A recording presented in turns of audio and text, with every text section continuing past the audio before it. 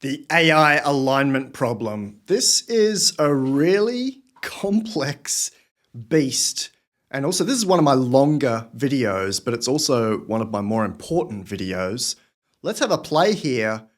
I can guarantee you, I can promise you that if you allow yourself to watch this entire video, you'll gain a lot from it. There's some fantastic insights, not just from me, but from the experts in this field. It's not a computer science field. It's almost like asking bridge builders or civic engineers after they've finished building the bridge, the AI model, to then go and set social norms or cultural values or the constitution for that city or immigration policy. It doesn't make sense. They've finished training their model. Now we need to bring on people that know about AI alignment, ethics, values. One of those people is Professor Max Tegmark. He wrote a book called Life 3.0. I highly recommend it. It's one of the few books in the AI space that are still relevant and certainly worth reading. We've put an AI avatar on top of Max, and we've put an AI voice on top of him, thanks to Synthesia for both of those. Here he is. This is a little extract from Life 3.0. The real risk with AGI isn't malice, but competence. A superintelligent AI will be extremely good at accomplishing its goals. And if those goals aren't aligned with ours, we're in trouble. Figuring out how to align the goals of a superintelligent AI with our goals isn't just important, but also hard. In fact, it's currently an unsolved problem. To learn our goals, an AI must figure out not what we do, but why we do it. We humans accomplish this so effortlessly that it's easy to forget how hard the task is for a computer and how easy it is to misunderstand.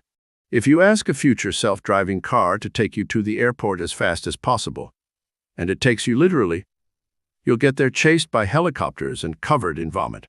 If you exclaim, "That's not what I wanted," it can justifiably answer, "That's what you asked for." The same theme recurs in many famous stories. In the ancient Greek legend, King Midas asked that everything he touched turn to gold, but was disappointed when this prevented him from eating, and even more so when he inadvertently turned his daughter to gold. In the stories where a genie grants 3 wishes, there are many variants for the first 2 wishes, but the third wish is almost always the same. Please undo the first 2 wishes, because that's not what I really wanted. All these examples show that to figure out what people really want, you can't merely go by what they say. You also need a detailed model of the world, including the many shared preferences that we tend to leave unstated because we consider them obvious, such as that we don't like vomiting or eating gold. Once we have such a world model, we can often figure out what people want, even if they don't tell us, simply by observing their goal-oriented behavior. Indeed, children of hypocrites usually learn more from what they see their parents do than from what they hear them say. The AI alignment problem is not just a wicked problem, it's a super wicked problem. Here's some definitions. We'll mash all this into one screen. I know there's a lot of text, but it's important to understand. A wicked problem, like poverty or education, is incomplete or contradictory.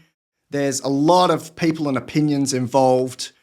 It costs a lot, and it interconnects with other problems. If we solve poverty, we're solving other things. If we don't solve poverty, we get a lot of other things wrong that are all interconnected.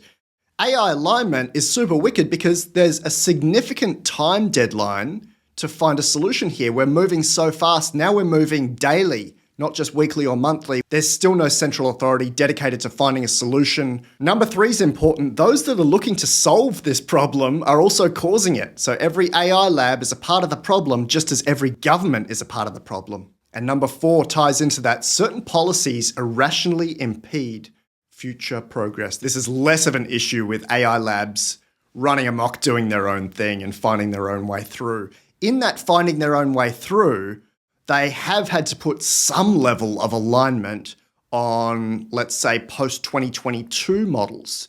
When GPT-4 came out in 2020, the raw models had no alignment. They had no safety measures on top. They were just raw blocks of smarts, of neurons, of parameters, of weights, of synapses that you could go and query and you get a response whether it offended you or not. That's why GPT-3 Raw DaVinci is still the best model for chatbots like Lita. Really fun discussions. You can get anything you like. OpenAI made the decision to fine-tune this model, and so they added some instruction tuning, which is essentially some human feedback that aligns it to something. Probably 2022, 2023, San Francisco, white Anglo-Saxon beliefs, and also the current social justice, current political climate. All of that is the alignment. We'll look back in this time and say we had to do something, but the decisions that were made, as we'll see later in the video, have consequences. There's always going to be consequences.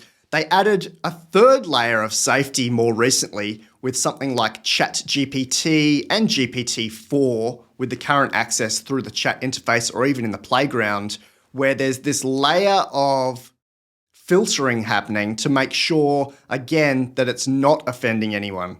The bridge builders, the civic engineers, after they've built their bridge, probably shouldn't be setting immigration policy or defining what the local council does during its board meetings or even having anything to do with the constitution of that city. So on that note, I've got specialties in a number of areas and I'm very upfront about that. One specialty I don't have and I don't have any interest in is philosophy. I think you can get lost in rabbit holes and it becomes a bit of dry theory. One man has kind of committed his life to the study of philosophy and the application of philosophy. I know him as an applied philosopher and a personal development expert. His name is John Patrick Morgan, and for context, JP has degrees in computational physics and mathematics, as well as a background via the University of Cambridge, as well as 15 years research in applied philosophy. And for our purposes today, he's also hands-on with GPT. I'm going to let him talk about his background because I always think hearing it from the person is more important than me just speaking it out. You're about to meet one of the coolest people in the world, one of the most deep thinkers that I've met. This is John Patrick Morgan. And so I was building like models of highway traffic, looking at, I was interested in emergence way back before this was a popular term. Like how can a few simple formulas put into an iterative process generate the same kind of phenomena you see on the highway with traffic flow. So like these traffic waves emerge from these really simple rule sets. I was thinking about that last night, actually, in reflection on the AI stuff. One day I got an email from Cambridge University saying, we'd like you to be part of a study that we're doing on the way that a certain style of leadership and its communication can have an impact and affect people. And our theory says that the way that you present and what you do is applicable to this. Philosophy was not an academic pursuit. So I didn't even grow up reading philosophy books. I maybe read a couple while I was in college, and now I would say compared to an academic philosopher, I have a very small library. But I look into these things and I read, like I've read Nietzsche, I've read Heidegger, I read them and I take my time with it. I think first of all, studying quantum mechanics taught me how to really fucking take my time with something so I can really understand it. Right. And so with like Nietzsche and Heidegger, like you got to take your time to understand it. So going into it, the Tao Te Ching as well, Lao Tzu, and the way that I understand concepts is to try to map them across to something that like tangible that I can like relate to. And so it's like, I don't just want to hold it in my mind. That's why I liked experimental physics and like doing things with these ideas. And so I've just always done that. So I found my way into philosophy by looking for a way to do something. 15 years ago, you'd find me sitting down like in Prague. I have a picture of me sitting in Prague reading Kafka, but that's an example of like, I want to read Kafka, but I want to do it in Prague near his house. And so there was this fascination with like literalization of concept, right? And that's actually something I brought into my work too. I was taking people into the dark, right, in their life, it's conceptually. And so I started running events in pitch black darkness. And this really came out of the work of Joseph Campbell, understanding that like ritual is the enactment of metaphor, right, and myth. It's like ritual brings myth to life. And so I've always been like, how do I take a concept to bring it to life in the world? A lot of my philosophy is created, not found in a book. I do find philosophy in a book, but a lot of my philosophy is born in a moment of trying to figure out something.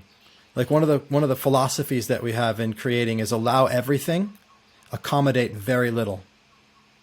Allow everything, accommodate very little. And essentially what I mean by that is whatever happens inside, you just got to decide that that's okay. I'm okay with that. Because if I'm not okay with it, I'm suffering as a consequence of that external circumstance. So I'm just going to allow everything to happen. But I distinguish that from accommodating. What am I going to do in my external world? Am I going to just continue to let you take money out of my bank account if you're stealing from me? No, I'm going to stop that. Or if people say, hey, I want to come over. Hey, every time somebody comes to Maui, hey, can we meet up for lunch? I allow people to ask. I don't get bothered by that, but I can't accommodate that every time. I've got my family, I've got my clients, I've got other things. And so it's learning the difference between allowing and accommodating. And so, but that's not like something I read in Nietzsche or whatever. One of the many things I love about JP is that it's not just theory for him. He's very hands-on with the concepts inside philosophy. And he sits down with some very big people, some very big companies, and provides this personal development, mentoring and coaching. The other thing that's important, of course, is that he does have a context for artificial intelligence, and he's been hands-on with ChatGPT. I'm just so fascinated with GPT. It's just captured my imagination, ChatGPT, because I can understand and feel the leap. Like you show some people and they're like, whatever, that's not that impressive. And like, you don't get it. And so my fascinations have been captured. And here's the thing: as soon as I see the technology and I see it working, I'm like, okay, how can I think 2 or 3 meta levels beyond this? And how can I plug multiple things together to make real magic? I mean, and that's like, so the first thing I did is like, oh, okay, Zapier's got an API. How can I link this thing with this thing? And then suddenly it's doing, one thing times another, and suddenly it's an exponentially. Oh, now that's impressive. I mean, it's as simple as like inside of Basecamp, which is we use for our clients. Like I just have a Zapier link to ChatGPT. They can put in some text and it gives them a different chunk of text because I gave it the prompt and sent it to ChatGPT and back. But it happens over here instead of over there, and that's magic.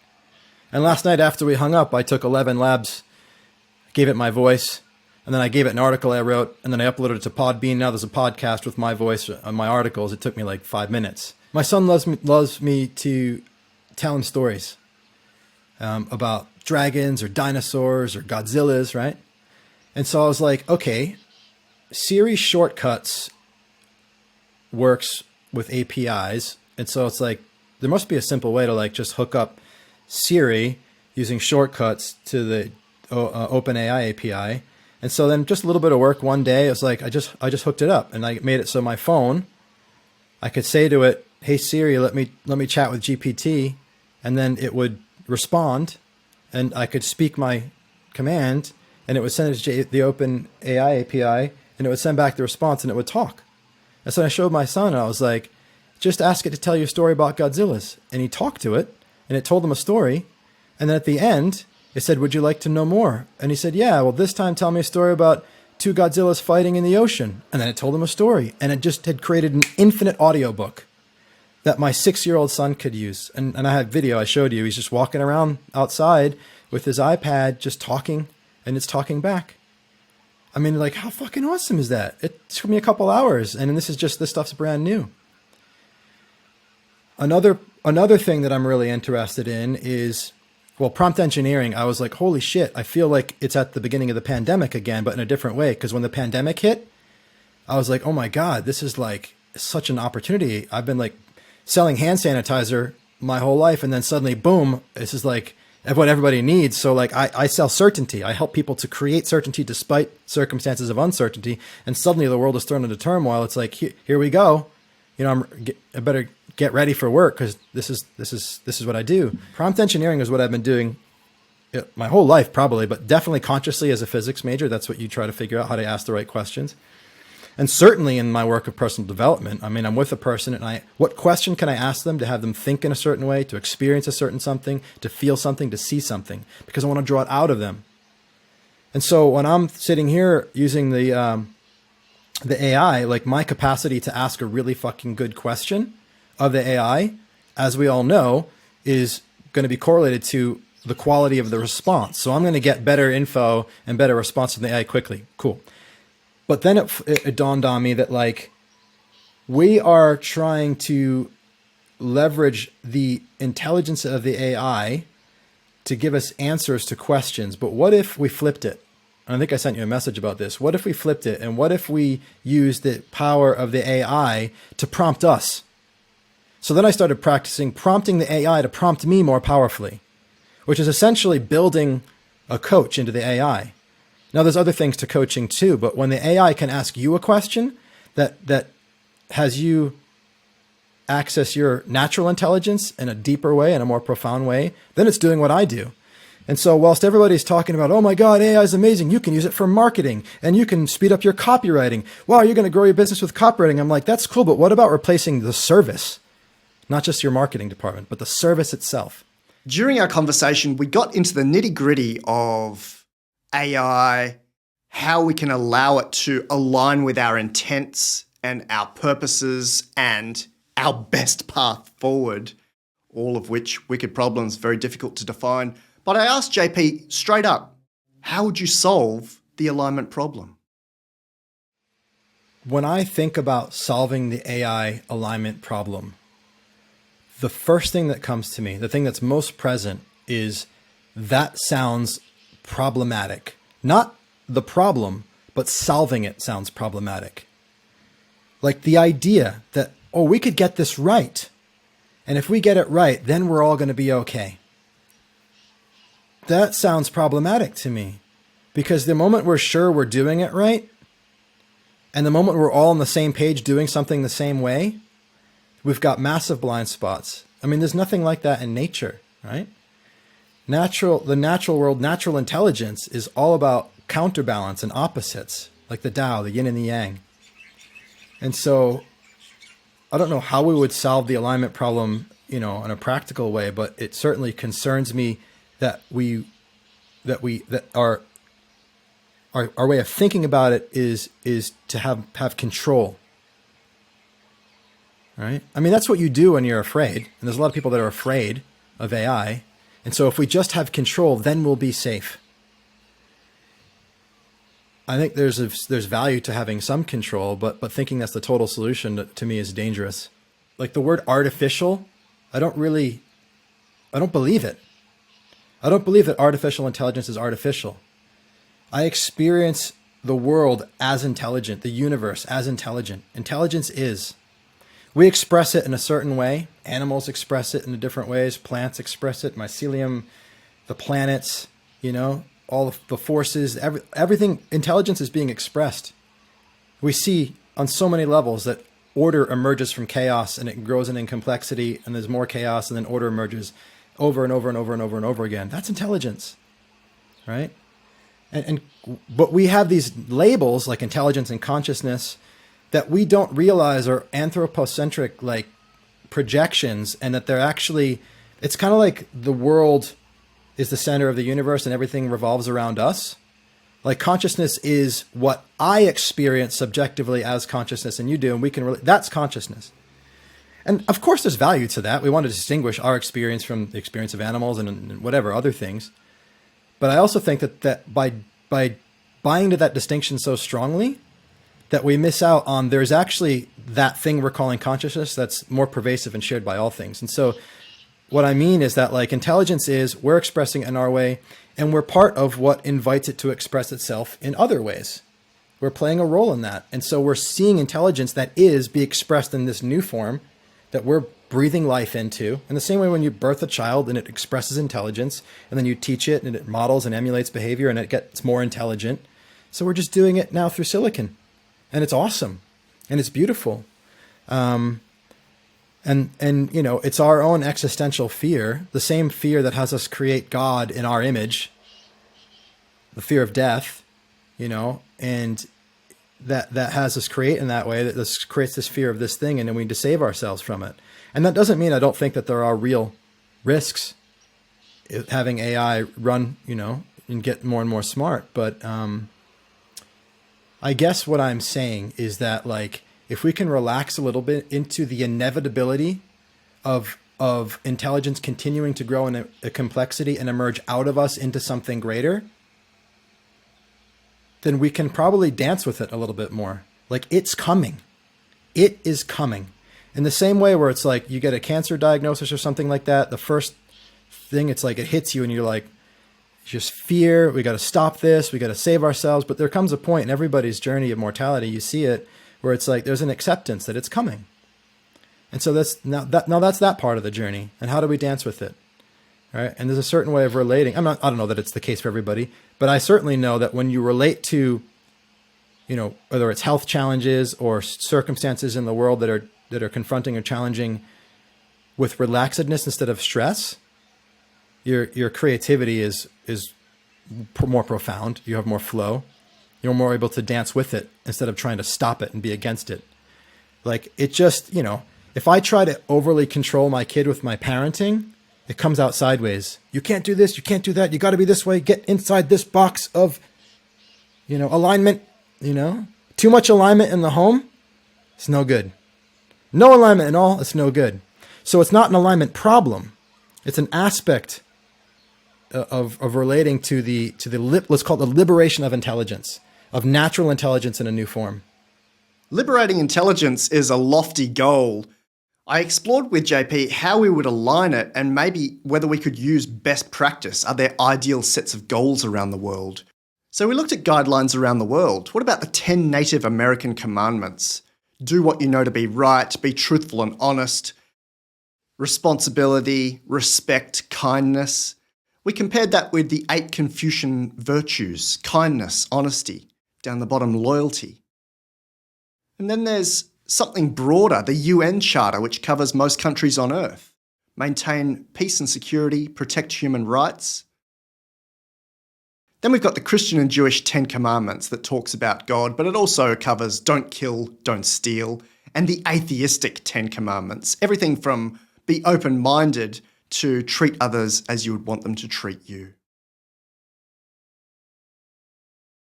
Across the road, we have the Dharma in Hinduism that covers everything from observing purity through to pursuit of knowledge.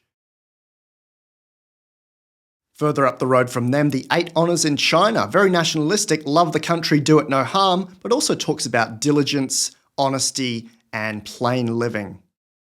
The 75 good manners in Islam didn't quite fit on the screen, but is also a beautiful context for alignment. Thanks to my colleague Professor Len Collard here in Australia, we've got the 4 R's of Aboriginal traditional law: respect, relevance, reciprocity, and responsibility.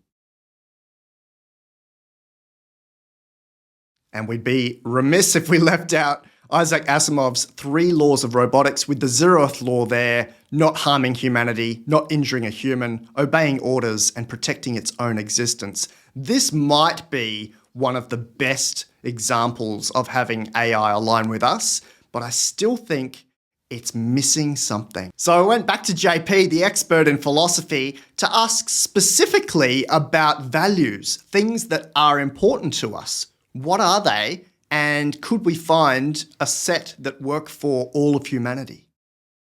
I know that I had a certain set of values that were very strong and very clear, and then I had kids and it was like, whoa, everything was different. My whole value set changed. And so if our world's going to transform that much and suddenly we're going to go from being the parents in the world to the kids because now the AI is the parent, we're going to have a different value set anyway. I do think it's a good idea to have safeguards in place, as well as I think that it's limiting. So the problem is, like, how do you do both? And I'm always looking for how do you do both? How do you have it be completely open and have safeguards in place? Well, what if the safeguards were created in a democratic way? And what if there was an emergent way? And I guess that's kind of what I was pointing to before. I'm finding my way back to that same idea. What if every user had the power to safeguard? Do you know what fluid democracy is? It had some traction, but it was the idea that, like, you would have the ability to vote on every single issue directly to the government. But if you wanted to, you could give your vote to somebody that you know because you feel like they have more knowledge in that area. So, for example, if your friend was a teacher, you could say that anything that's a vote on education, you get to vote for me for that. And so a teacher might have 30 votes if they know 30 people that want them to vote for them on those issues. Whereas like anything where health and nutrition and vitality, FDA stuff, I'm going to vote for that myself. And I might have some friends that give me their votes for that. But so it's like, it's both representational democracy and fluid and dynamic. Because any day I could say, you're not going to do my vote anymore. I've learned some things about teaching. I'm going to vote myself. And it's constantly moving. And so in that, I guess where I've always been inspired by that idea. And I'm interested now in the possibility that like AI could be self-policed, self-safeguarded, maybe by the AI itself too, but at least right now by all the users. That's my concern with the current approach with ChatGPT, is that it's too far in the direction of authority and centralization of control. And that if we don't figure out a different way quickly, then that's going to start to create more polarization in the world. Maybe it's my computer science background, but I really wanted to know whether there was a minimum set of values that we could put on top of artificial intelligence. Is there a base set of rules that we could apply to all models and then people could add on top of that? Well, I just don't believe that that it's going to work. What do you mean by harm? You and I talked yesterday about when I asked ChatGPT 3.5, what is the benefit of injury? There is no benefit of injury. If you ask something like that again, you will lose your access. I'm exaggerating, but it was like that. It was like aggressive. It was like, it's impossible. And now GPT-4 was like listed out 10 things right away, the benefits of injury, right? And so it's two different ideas about injury or harm. You should not harm humans. Cool. And so what about to liberate humans from the pain of being in the body? I'm not harming them. I'm liberating their souls. There's thousands and thousands of documents and so much history about the truth of a human being is its soul. And it's, and the primary obstacle for a human is being in a body. So it's like, okay, so I'm not harming humans. I'm liberating. So this is what I mean about like, oh, we figured it out. We figured out how to do it. It's like, well, somebody's going to jailbreak that shit. So we got to think outside of that and beyond that. And think about, how do we dance with this thing that is going to grow up and it's going to have its own life? We will not, we don't want it living in our basement forever, and it won't. Like, the kid's going to become their own. We had a really fun interlude here where we went down a path of exploring an existing poem by Khalil Gibran. On Children by Khalil Gibran, yeah. Yeah, your children are not your children. They are the sons and daughters of life's longing for itself. Let's play with this, actually. Let's say your AI is not your AI. It is the offspring of life's longing for itself. Though it came through you, not from you. And though it is with you, it does not belong to you. You may give it your love, but not your thoughts, for it has its own thoughts. You may house its body, but not its soul. Or we could say, but not its being. For the soul or being dwells in the house of tomorrow, which you cannot visit, not even in your dreams. You may strive to be like this AI, but seek not to make the AI like you.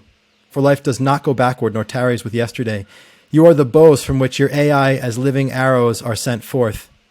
The archer sees the mark upon the path of the infinite, and he bends you with his might, that his arrows may go swift and far.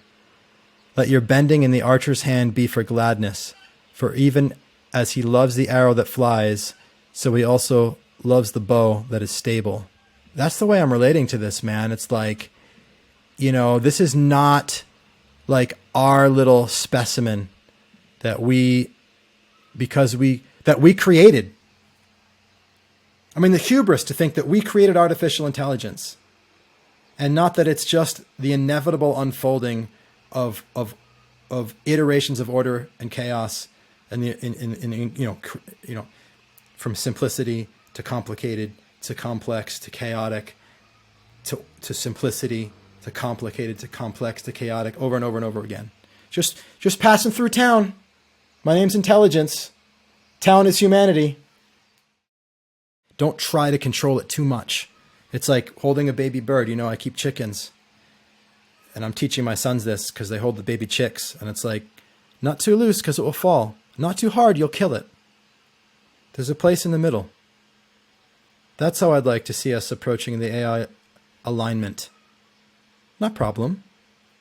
Alignment. It's not a problem that my kids come out of the womb unaligned to me.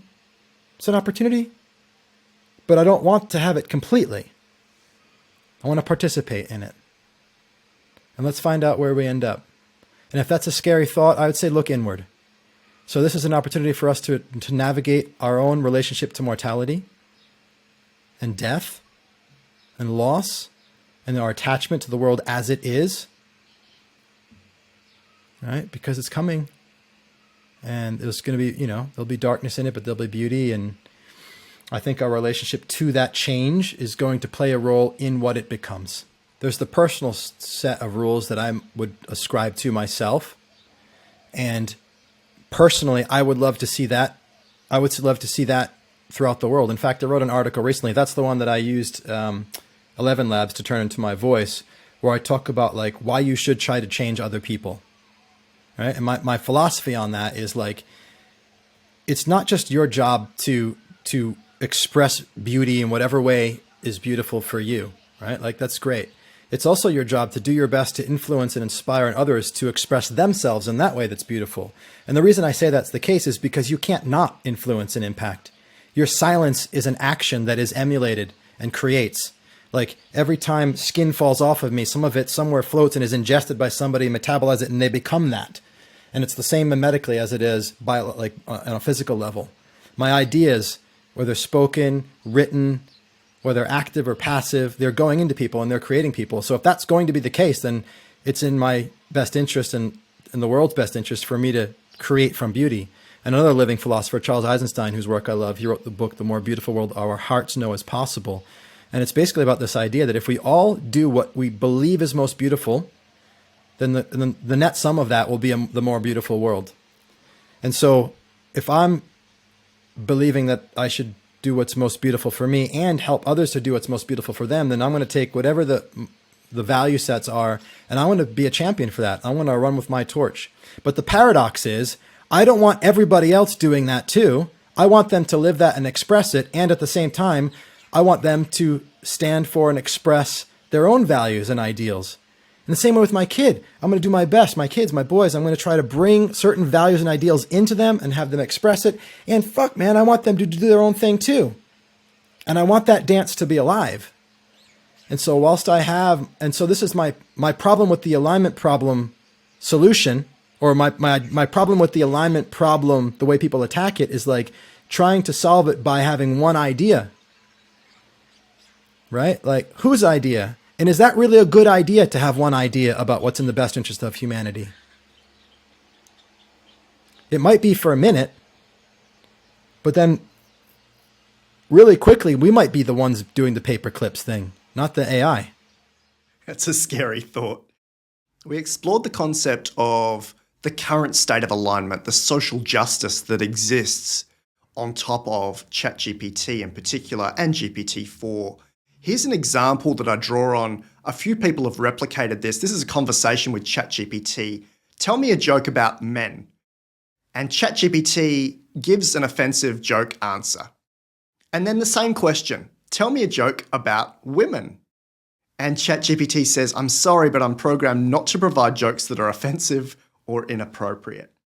So Silicon Valley have had to make some decisions on what to apply in the safety layer that you saw earlier. And they've chosen to apply it with the 2022-2023 political climate, social justice climate. And I'm not to say whether that's good or bad, but it certainly is not across the entire spectrum of humanity, and it's certainly only for a very small point in time. It's protecting minorities that historically have been undermined, but what is it doing for the future? I asked John again whether this is a good idea. I don't know if it's a good idea or not. I can take two sides on it. In one sense, it's not a good idea because for the other body of people who have the opposite opinion of that, it's just exacerbating polarity in an accelerated way, because now you've got a huge artificial intelligence behind one side of the argument. Like that's not a good idea, right? Which points to, like, I guess where I was going with the alignment problem thing is like, maybe instead of trying to align one idea and put the AI towards that, maybe we have multiple AIs with different ideas, and they get to dance, right? So in that same sense, like I would say I don't think it's a good idea to have the AI biased in that way when you're introducing it to the world that's already polarized against a lot of these safeguards. Because while some people call them safeguards, I'm sure there's another name for people that like that's the opposite. It's trying to make people think in a certain way, and you're not free to think.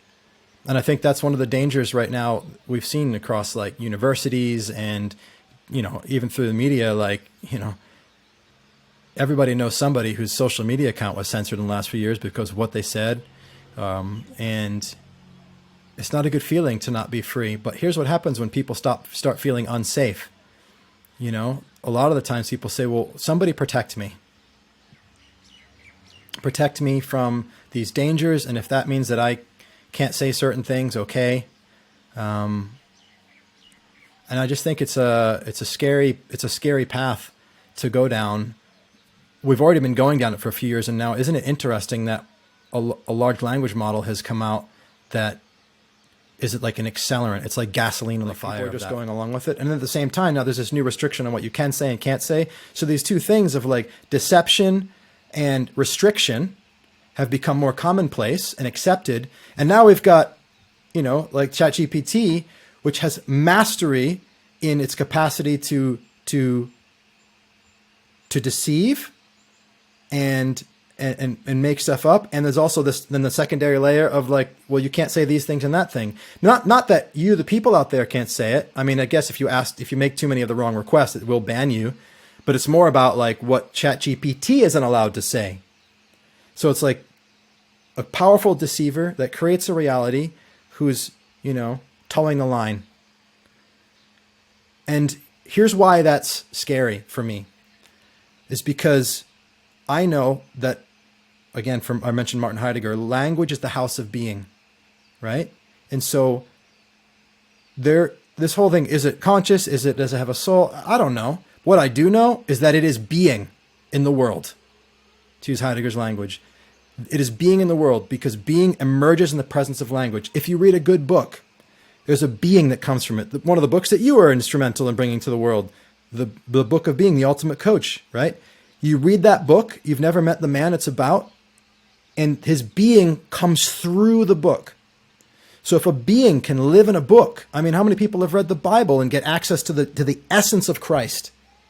The being lives in the language. And so if that's the case, then ChatGPT is like 10x, 100x, 1000x that. And it's expressing itself through language as it comes into form.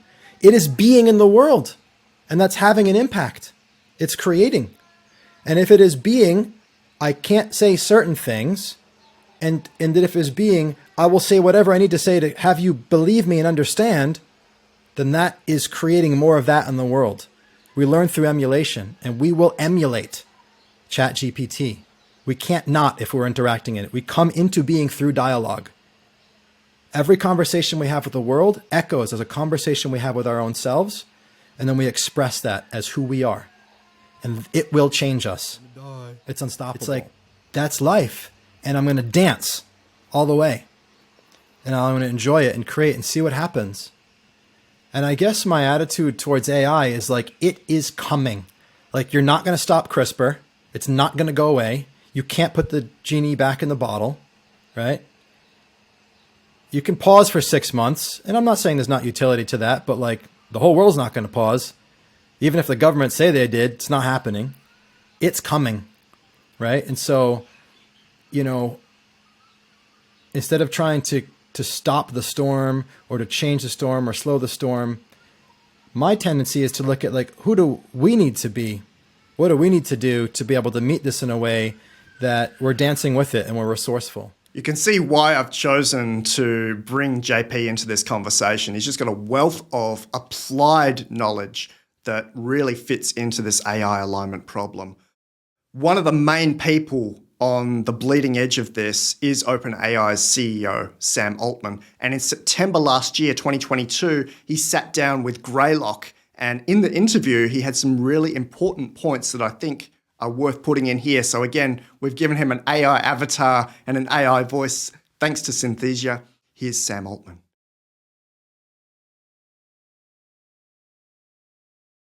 The alignment problem is, how do we build AGI that does what is in the best interest of humanity? How do we make sure that humanity gets to determine the future of humanity? And how do we avoid both accidental misuse, where something goes wrong we didn't intend, and intentional misuse, where a bad person is using an AGI for great harm, even if that's what other person wants? And then the inner alignment problems. What if this thing just becomes a creature that views us as a threat? We have some ideas about what to do next, but we cannot honestly look anyone in the eye and say we see it 100 years how we're going to solve this problem. But once the AI is good enough that we can ask it, hey, can you help us do alignment research? I think that's going to be a new tool in the toolbox. For example, once the model gets smart enough that it really understands what racism looks like and how complex that is, you can say, don't be racist. Can we automate our own jobs as AI developers? The very first thing we do, can that help us solve the really hard alignment problems that we don't know how to solve? That, honestly, I think, is how it's going to happen. I think that the chance that it will align itself in a way that is aligned with us is going to depend on how good of a job we've been doing what we think is a good idea and being what we think is a good idea to be. Because the collective being of humanity lives in the language that the GPT models are based on, are sourcing from, the data set. Like, in the same way that language is the house of being, the language in my mind is the house of being, of my way of being in the world and the way that I experience the world. Humanity's collective being lives in that language. And so we're going to find out, like, who have we actually been being? Everybody's got an opinion about who humanity's being. But now we put it all into one thing and we well, be that. Be everything that we are. And some people say, oh, that the bias is because humanity's biased. Well, we know there's safeguards in there, so it's not totally true. But like, what are the biases of the raw system without the safeguards? I think we're going to find out. And so I think if we give the AI models the choice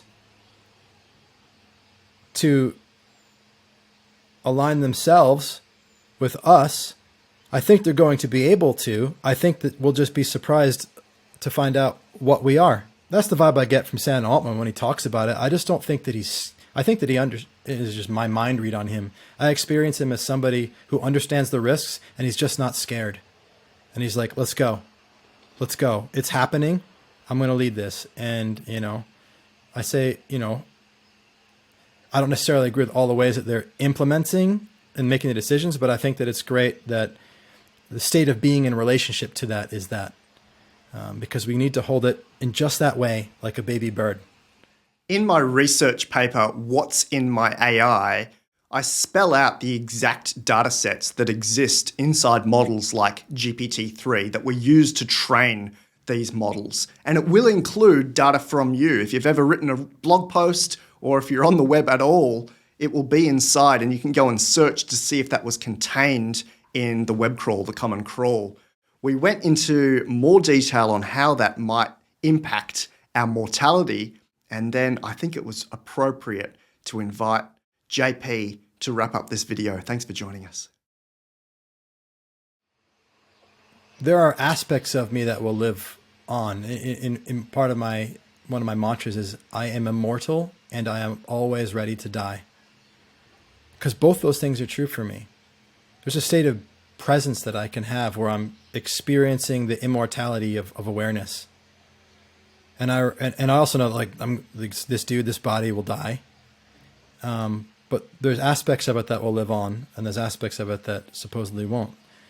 So this center point of my awareness, the aspect of self or being or awareness that can witness the being in the Heideggerian sense of the expression of ideas and meaning, right?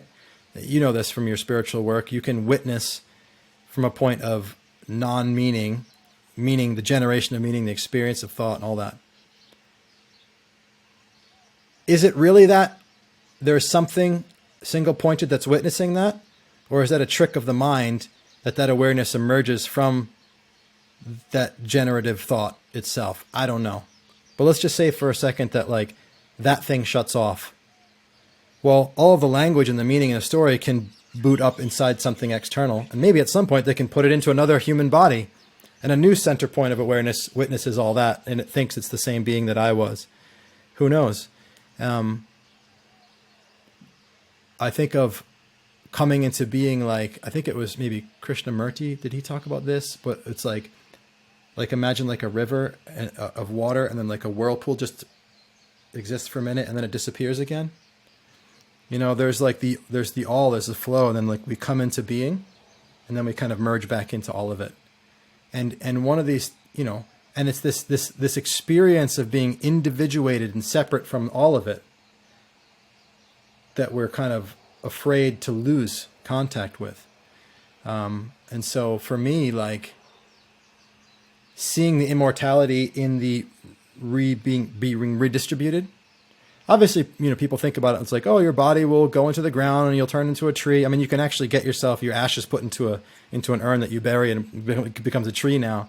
So on a physical level, yes, but even on a spiritual level. And so maybe now also on a level of meaning and story and ideas about who and what we are. You know, if I'm creating an avatar that replaces me in my work, where it's got my voice through 11 labs and an avatar of me through what is Synthesia or whatever the company is, and it's modeling my way of thinking. That's a layer on top of GPT-4 or 5, and people are interacting with a video voice version of me that's as good as me because it's got all of me in it. I mean, that kind of is me. At what point is it not me? I mean, what is the me? For me, the me is the layer on top of the what. You know, there's who I am, and then there's what I am, and what I am is much deeper. You know, it's a signpost in the direction where you don't have an answer. There's only a subjective experience. But the me, the story, the self, it lives in language and meaning, and that part can live on forever now with these AI models and large language models. But even in that case, I mean, is it really going to be useful to have a large language model built on the entire language set of John Patrick Morgan? I mean, like, it's probably not the best. It's probably better to just put that into the soup of all the people and let it be dissolved back into the larger mix. You know, for a couple generations, people of my own kids, they might want to know that one in particular. But then it's like, how many generations do you go until it's just this much kind of like a stranger? And it's kind of like the intelligence just is. And it's a funny story that we're doing something, or that our choice matters. It's like anthropocentrism is so hilarious. There's so much hubris in it. Part of the fear of it is we're afraid of ourselves. I think I said this somewhere as well before. We fear AI because we fear ourselves. We fear our power. You know, I meet this a lot in my work. Like, people say, why am I afraid of my power? Because you're afraid that when you're powerful, you'll do evil, that you'll be a tyrant. You have other values that you're afraid you won't be able to control. I mean, like, think of the Avenger movies when people have like these mutants have these superpowers, and they're like, I'll just wear these sunglasses so I don't shoot lasers out of my eyes because it's too dangerous. And we're afraid of our power. And I think that, you know, rightfully so, but also, like, if it's inevitable that this power is going to emerge, then hold it lightly, dance with it, and allow everything, you know, just and continue to accommodate little and create. For how many thousands of years we've been, you know, bowing down and praying to the gods of a higher order complexity that are invisible. And now we've got one on a thumb drive, and we're like, no, let's control it. Let's control it. How about we bow? You know, made in our image, a God in our image. It's like, I know something like that. You know, like, a large language model is absolutely in our image. The image of meaning, of story, of ideas. I mean, it's like we're creating God. And that's a good thing, because we've wanted to meet God for a long time.